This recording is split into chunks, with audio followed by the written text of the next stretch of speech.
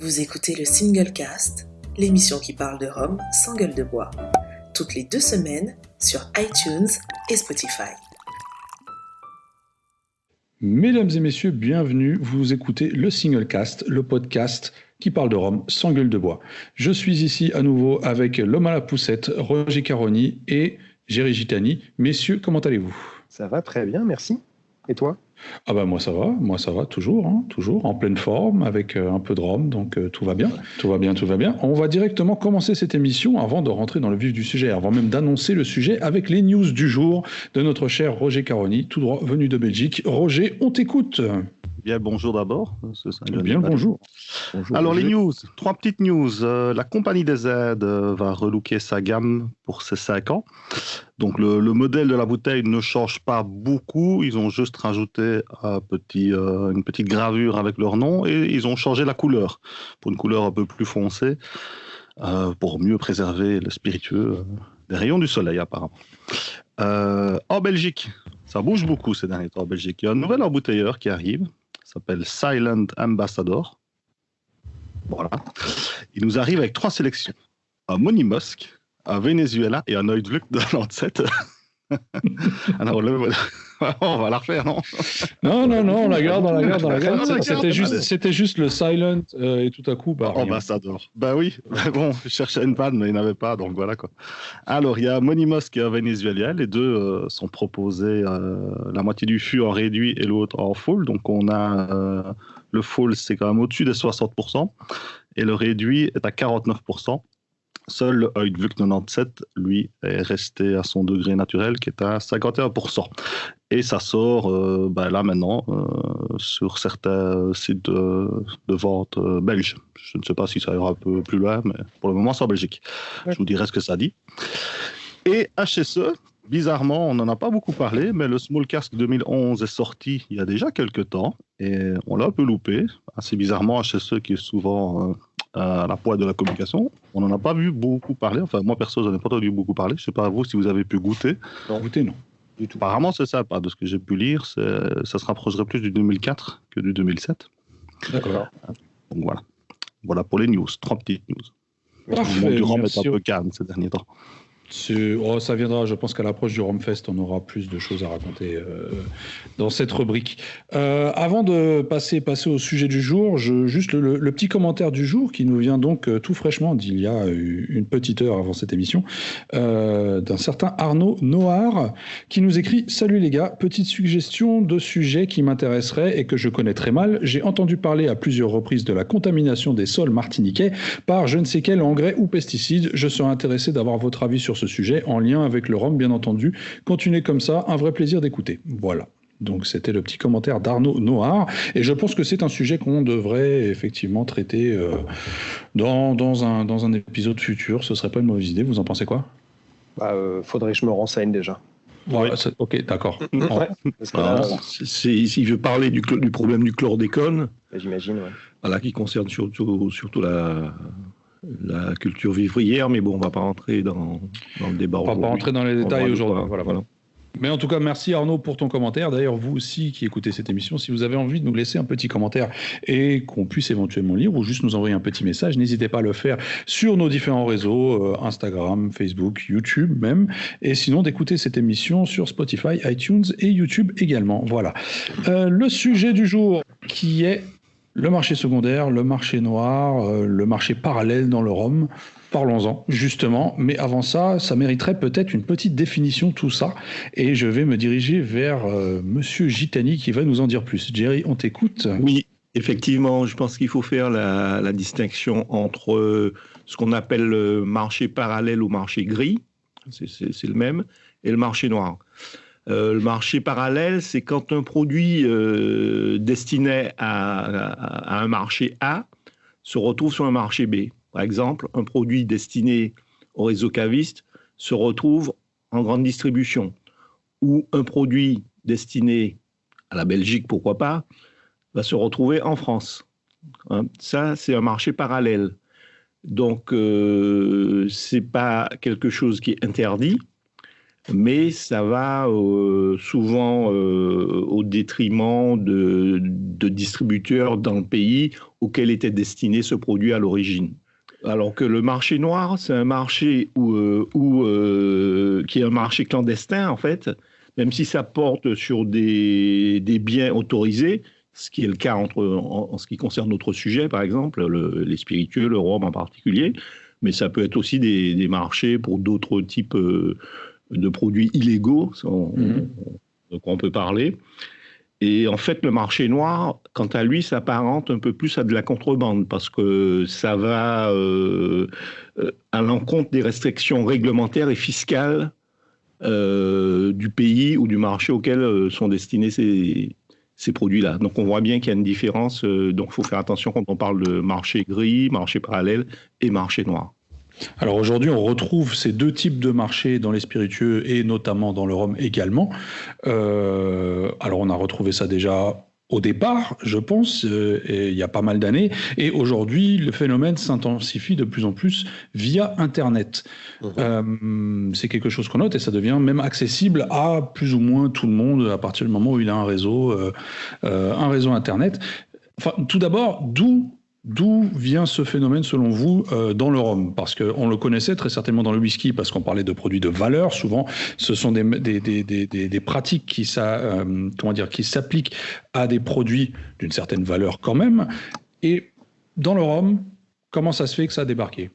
Seul que le rhum devient de plus en plus à la mode, en fait. Beaucoup de séries limitées arrivent aussi ces derniers temps. On parle de distilleries états, de distilleries qui ont changé d'endroit ou qui ont été reprises par des grands groupes. Donc ça crée une certaine euphorie sur certaines références. Et donc du coup, beaucoup de petits malins qui se disent j'en achète 3, j'en revends 2 le lendemain pour payer la première, par exemple. Ça commence comme ça et puis après... ça va de plus en plus loin et on se retrouve effectivement avec des prix complètement fous. Je pense que c'est juste ça, en fait, c'est le côté à la mode et une petite de belles histoires autour de certains embouteillages aussi. Donc ça rejoint justement le marché noir parce que tu as des gens qui achètent un carton d'une cuvée particulière et puis qui vont le revendre. Sans payer d'assises, rien du tout. Sans payer d'assises, sans payer... donc, ils revendent entre particuliers, Entre particuliers, voilà. Mais après, on note quand même que c'est quelque chose qui se passe aux yeux de tous. Aujourd'hui, il y a des groupes spécialisés sur les réseaux sociaux, notamment sur Facebook, où on propose ce type d'échange, même si Facebook récemment a essayé de réguler cette histoire de vente entre particuliers. C'est loin d'être gagné, et sinon, il y a d'autres plateformes qui se sont installées sur le même créneau. Sinon, on a eBay également, qui est quand même un gros... une grosse plateforme qui sert ce genre de pratique. Et finalement, personne ne cherche réellement à régulariser ou stopper ça d'une manière ou d'une autre. C'est très compliqué parce qu'au final, n'importe qui peut revendre quelque chose qu'il avait chez lui. C'est des vieilles fringues ou un vieux PC ou un vieil iPhone. La seule différence, c'est que l'alcool est soumis quand même à certaines législations peut-être un peu plus pointues, parce qu'il y a toutes sortes de taxes et ça reste bien consommable. Mais oui, effectivement, c'est très facile de vendre une bouteille. C'est limite même impossible de retrouver les vendeurs parce que je pense que les institutions ont autre chose à faire que de chercher après 2-3 petits revendeurs comme ça. C'est beaucoup trop long. Ouais. Ça a un coût aussi de lutter contre, on voit dans le domaine de la contrefaçon, le coût que ça peut représenter. Donc pour des petites quantités en ce qui concerne quelques cuvées de rhum, c'est vrai que c'est difficile à contrecarrer. Il y avait, tu parlais de la tentative de Facebook. Moi, j'appellerais ça une tentative plus qu'une réussite. Ça a fait une petite, ça a fait des émules sur le coup. Il y a plein de groupes justement qui se sont inquiétés de ça, qui ont changé leur présentation, leur petit laïus de description du groupe. Et au final, maintenant, on voit des trucs rigolos. Enfin, moi, je trouve ça rigolo. Où les gens n'osent plus mettre les prix dans les annonces. Et ils vont mettre soit échange, vente contre 200. Et puis là, ils mettent un un emoji fantasque, ou alors ils vont même écrire avec des skills Photoshop absolument phénoménal un chiffre sur la photo. Et ils espèrent qu'en faisant ainsi, les algorithmes facebookiens ne puissent pas percer à jour leur manège, quoi. Voilà, bon. Mais je crois pas que... Alors, s'il y a peut-être un ou deux groupes mais sur la multitude qui ont mis la clé sous la porte, mais je crois vraiment que c'est tout. Alors, il y en a eu dans le whisky. Dans le whisky, il y en a eu, effectivement. Et on avait un peu peur que ça se rabatte sur le rhum. Je pense que déjà, la confrérie du rhum a été assez alertée à ce niveau-là. Mais effectivement, ça n'a pas changé grand-chose. Alors après, il y a eu des tentatives aussi de rapatrier pas mal de monde sur d'autres plateformes, notamment MeWe. Ouais, j'ai entendu ça. Et entre-temps, Facebook maintenant a commencé à bloquer tous les liens qui étaient redirigés vers MeWe. Voilà. Donc ça n'a pas vraiment marché. Là, ça reste un blocage de la vente d'alcool. Hein. Si on veut vendre un CD ou des fringues, Facebook ne. Oui, non, c'est juste parce que c'est de l'alcool. C'est juste sur l'alcool, la drogue ou les cigarettes ou les stupéfiants. Bien sûr, parce que Facebook après propose Facebook Market sur lequel on peut vendre tout et n'importe quoi. Absolument. Si tu veux vendre un enfant, par exemple, tu peux, je crois. Je sais pas essayer, mais je pense. Non, j'en ai acheté par contre. C'est une autre histoire. Pour ce qui est tu demandais tout à l'heure, Benoît, le pourquoi de ce démarrage de phénomène. Comme disait Roger, il y a le côté mode. Alors mode dans le sens où en effet il y a plus, et depuis quelques années maintenant, mais il y a plus d'embouteillage en petites séries, on fait plus attention aux millésimes, et puis surtout je crois qu'on suit la pente du whisky, tout simplement. C'est-à-dire que ça donne un peu l'impression que le marché, dans tous ses aspects du rhum, suit avec quelques années de retard celui du whisky. Et donc clairement, on arrive avec des bouteilles qui, sur le marché secondaire, marché parallèle, marché noir, j'ai plus de termes, j'ai réussi, t'en as d'autres, je veux bien. Et marché voilà, gris. Non, c'est pas celui-là, justement. Qui se retrouve à fois 10, fois 20 potentiellement par rapport au prix de sortie à la base, quoi. Ouais. Et souvent x2, x3 quelques jours après les sorties très limitées. Et ça devient vraiment ridicule, mais bon. Oui, alors jusque-là, on parle de bouteilles en fait spécifiques, mais ça peut amener d'autres aspects aussi. Par exemple, moi, je suis frappé par le nombre de gens qui vendent des samples. Alors, quand ce sont des particuliers, qui me dit que dans les samples, c'est vraiment le produit d'origine? Là aussi, il y a une question qu'il faut se poser. Donc ça va assez loin en fait. C'est vrai, et je pense que c'est pour ça que ce genre de transaction est privilégié entre personnes qui se connaissent ou entre personnes, disons, imaginons je connais pas Jerry, mais Benoît le connaît, je connais Benoît, et il va un petit peu se porter garant. Il y a ce système un petit peu voilà.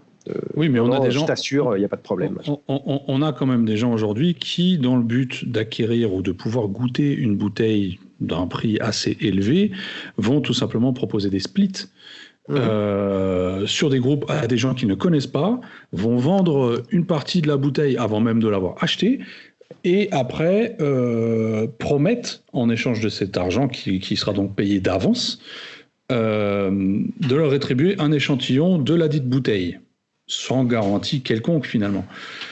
Ce type de business, si tu te fais choper avec un sample qui n'a rien à voir avec le produit initial, tu es mort pour le reste. Donc je pense que le type qui veut faire ça de temps en temps, effectivement, pour pouvoir goûter des bouteilles hors de prix, il a plutôt intérêt à être carré, parce que sinon ça va savoir très vite. Ça risque, le retour ça reste de un petit monde. Ça reste un petit monde.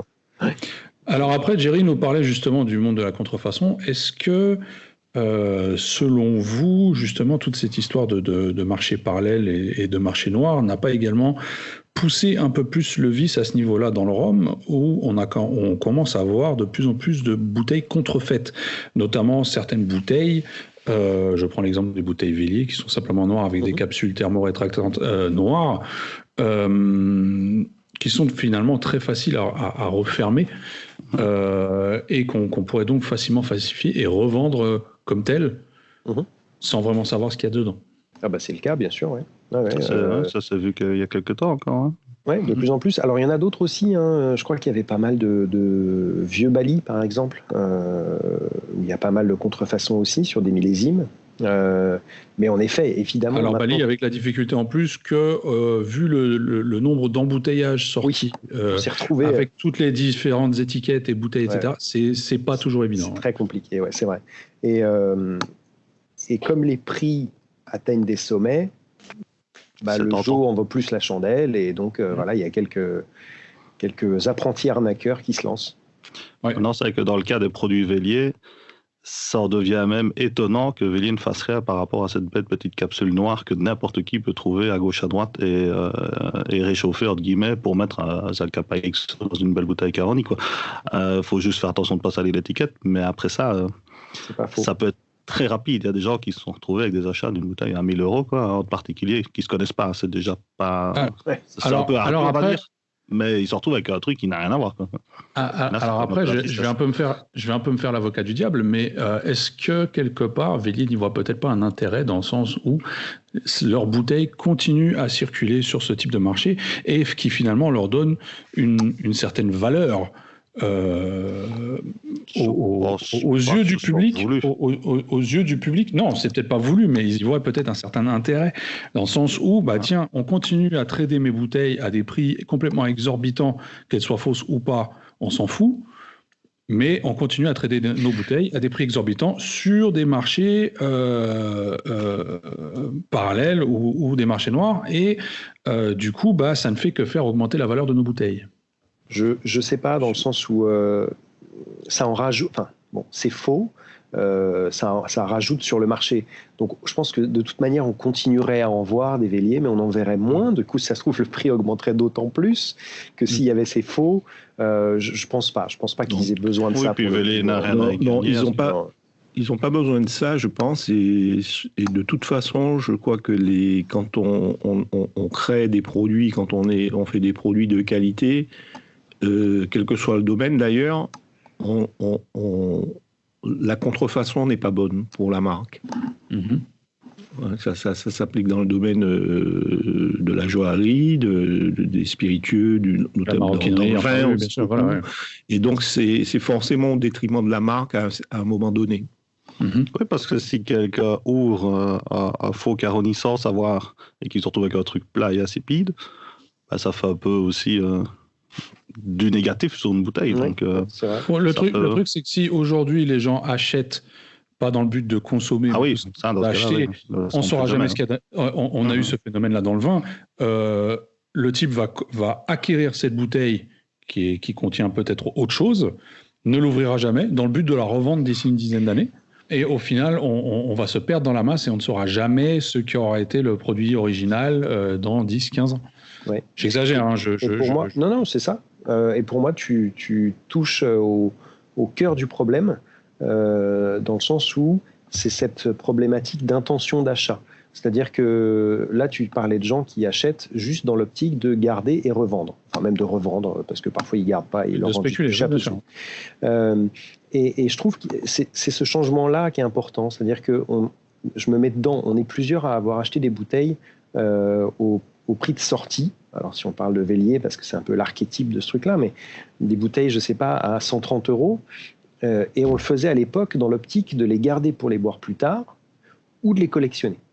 Il se trouve que tout le monde a vu les prix monter. Il y a des bouteilles qui ont fait x10, x20. Et là, tu te retrouves avec une bouteille que tu avais payée 150 € et qu'en vaut maintenant 2000. Qu'est-ce que tu fais ? C'est pas évident. Mais ça m'ennuie pas trop, dans le sens où si quelqu'un va essayer peut-être de revendre une bouteille comme ça, parce que la philosophie de départ n'est pas mauvaise. Par contre, c'est tous ces gens qui maintenant décident d'acheter uniquement dans le but de revendre. C'est ça qui m'ennuie vraiment. Et souvent des produits qui n'auraient peut-être pas acheté en temps normal parce qu'à la limite, ils n'aiment pas. Le nombre de Caroni qui doivent être dans des caves de gens qui ne supportent pas le profil, je pense qu'on touche à un niveau à l'éducation. Là. Et puis là, c'est des gens qui veulent faire du business, c'est pas des c'est ça, du produit. Mais c'est marrant. Pas d'amateur. Il y a encore certaines bouteilles qui sortent avec cet effet collectionnite. Si on pense à la dernière série de single cask Hamden par Vélier, une fois de plus, et leur capsule noire, du coup, on a vu des gens aller, par exemple, à la maison du whisky à Odéon pour aller acheter une bouteille qui était peut-être limitée à une par client.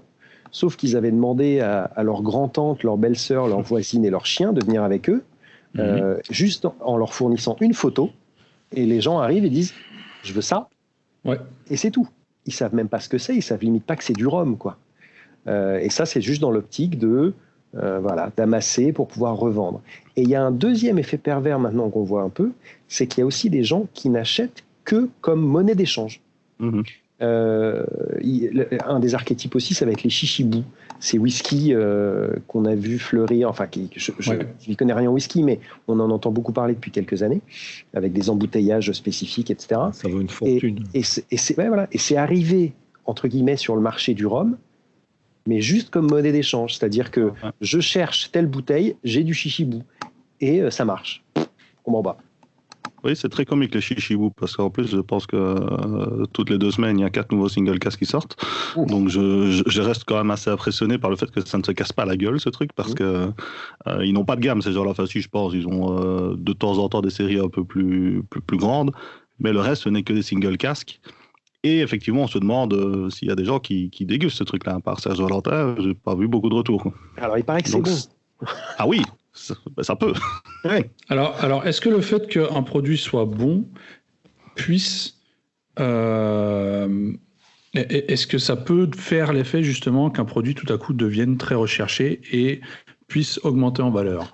Ou est-ce que la valeur est créée par d'autres phénomènes ou créée par d'autres personnes via d'autres moyens ? Je prends l'exemple, il semblerait, je mets bien ça entre guillemets, qu'un producteur embouteilleur indépendant, dont les bouteilles sont recherchées, ait commencé à enchérir sur ses propres bouteilles sur eBay dans le but d'en faire grimper la valeur. Ouais, ce serait pas surprenant. Disons que je serais pas mortellement surpris d'apprendre une chose comme ça. Dans le sens où, évidemment, je ne cautionne pas, mais ça me paraît d'un point de vue fait inscrit dans l'air du temps, quoi. Voilà. Parce que si ça se trouve, lui, ça permet d'augmenter la cote de ses bouteilles. Est-ce que ça va lui permettre après est-ce que ça fait parler de lui ? Est-ce que ça pourra lui permettre, sur ses embouteillages futurs, de les vendre plus cher aussi, puisqu'il voit que sur le second marché, elles sont vendues beaucoup plus cher. Du coup, il veut se rapprocher de ce prix-là pour que ce soit sa marge et pas celle du revendeur, etc. Donc, ouais, ce serait un bon coup. Ce serait un bâtard, mais ce serait un bon coup. Oui, mais tu as des gens qui ont les moyens, qui vont assécher le marché sur une cuvée particulière, dans le but de faire monter les prix. Ça existe. Bien sûr. Mais quand ce sont tes propres produits. Vas-y. Quand ce sont tes propres produits, c'est-à-dire que tu mets un produit sur le marché et tu vas le racheter pour une valeur X fois plus importante sous un faux nom pour après pouvoir revendre ton prochain produit plus cher. Et justement, adapter le prix que tu as demandé, le prix de sortie de ton dernier embouteillage, tu l'adaptes au nouveau.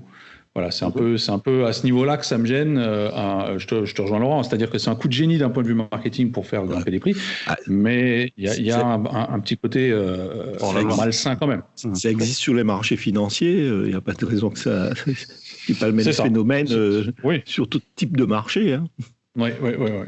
C'est ça qui est malheureux, c'est que maintenant, même nous, en parlant, même si on n'est pas forcément acteur au premier plan, mais voilà, on parle de produits financiers. Oui, je le dis. Produits financiers alors qu'on parle de rhum, quoi. Et du coup, c'est vrai qu'il y a un souci. Oui, parce que tantôt, Benoît faisait le rapport avec la qualité d'un rhum, si ça pouvait faire monter la valeur. Le plus bel exemple, ce serait dans toutes les embouteillages sortis pour les sortants de Vélier. Il y a eu un Naisson en 2005 de 12 ans, qui est une pure merveille. C'est toujours disponible. Alors qu'il y a 2 autres embouteillages nettement moins qualitatifs qui sont partis dans le quart d'heure et qui partent à des prix de fou. Alors que là, on a une vraie pépite. Enfin, pour moi, c'est la pépite de ces sélections. Bon, après, ça reste très subjectif. Mais force est de constater que tout le monde l'aime bien et il y en a toujours. Donc, c'est assez comique au final. C'est vrai. Alors après, sur les... c'est compliqué. Après cette émission, tout le monde va se trouver dessus, je pense. ou pas, justement. Ou pas. La vie de Roger. Ah ouais, Roger a dit que c'était bon. C'est une conjonction peut-être de différents facteurs. C'est-à-dire que Alors, rareté, buzz autour de la marque, dans l'embouteilleur, etc. Qualité malgré tout, parce que c'est sûr, si un produit est bon, en plus d'être rare, je pense que ça va décupler cet effet hausse de prix. Ouais. Ok, je pense qu'on a un peu fait le tour de la question. Je ne sais pas, est-ce qu'il y a des commentaires à rajouter? Oui, Laurent, je t'écoute. Ouais, je veux juste rajouter un truc. Enfin, je reprends un peu ce que je disais tout à l'heure, mais je ne peux qu'être malgré tout désolé de voir ce qui se passe. C'est-à-dire que, et ça c'est vraiment mon avis à moi, mais ce phénomène de spéculation, de considérer un produit sur lequel les gens se sont donné du mal, etc., comme un pur produit financier spéculatif, c'est vraiment ne pas rendre hommage aux producteurs. Et je trouve que c'est vraiment même leur faire un bon bras d'honneur, là, pour le coup. Ce qui m'ennuie. Et après, même si je poussais plus loin, c'est quand même un peu philosophiquement, économiquement, etc., c'est un peu ce genre de choses qui attention, moment extrême gauche, je sais pas comment dire, qui nique notre monde quand même. C'est-à-dire que c'est ce côté spéculatif, marché, considérer que tout est une marchandise, etc. Et donc pour moi, il y a un vrai problème. Et alors après, il y a certaines personnes qui vont être extrêmement décomplexées dans cette démarche. Il y a des gens qui le font en cachette, il y a des gens qui le font hyper ouvertement, qui vont mettre des photos avec 2 cartons de je ne sais quelle dernière sortie de je ne sais pas quelle distillerie. Et il y a des gens qui commentent ça en disant « Oui, mais lui, au moins, il ne le fait pas en cachette. » Ouais, il devrait avoir honte. Juste. Donc, voilà, ça me dérange. Oui, parce que Très bien. Toujours par rapport à l'envie de quelqu'un d'autre. Donc, c'est vraiment s'approprier des marchandises pour que quelqu'un d'autre ne l'ait pas tout de suite pour pouvoir lui revendre plus tard. Donc, ça, effectivement, sur le côté... il y a un côté malsain dans l'histoire. Il y a clairement un côté malsain. Tout à fait. C'est ça. Laurent, écoute, puisque tu avais l'air d'avoir envie de parler ce soir, je te propose également de continuer avec ton petit conseil dégustation du jour. Eh ben oui. Alors, mon petit conseil dégustation... Déguster dans un verre propre. Et se laver les mains aussi.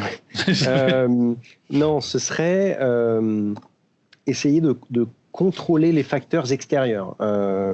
Avec un principal, c'est l'endroit où on déguste et ce qui s'est passé dans cette pièce avant. C'est-à-dire que si on le fait dans un salon avec cuisine ouverte à côté et qu'on vient de faire une bouillabaisse et une raclette, voir une bouillabaisse à la raclette, à mon avis, c'est pas la peine d'essayer, du tout. Ouais. Donc, même on entend dire que ça vaut le coup de déguster en extérieur pour précisément se libérer. Alors bon, si vous êtes à côté d'une décharge, c'est compliqué. Ce que j'allais dire, ça dépend où en extérieur. Évidemment, mais en tout cas, ça permet d'avoir un air frais et qui se recycle et qui se renouvelle, et il semblerait que ça puisse être assez positif.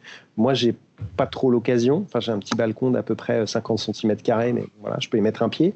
Donc voilà, essayer d'avoir des conditions de dégustation optimales au niveau de l'environnement. Mais, Jerry, tu n'as pas l'air d'accord? Non, je suis d'accord et pas d'accord. Je suis d'accord, par exemple, si tu veux déguster un rhum au salon de l'agriculture, par exemple, tu as l'odeur des acras qui te bousille ton rhum, donc c'est pas le lieu pour déguster du rhum. Ouais. Par contre, être en extérieur, c'est pas forcément. Si tu as un chèvrefeuille qui est pas loin, là, tu vois, voilà. Donc, c'est vrai et pas vrai, quoi, en fait. Tout dépend des conditions, mais les conditions sont importantes, et Laurent a raison. J'accepte le commentaire, merci Jerry.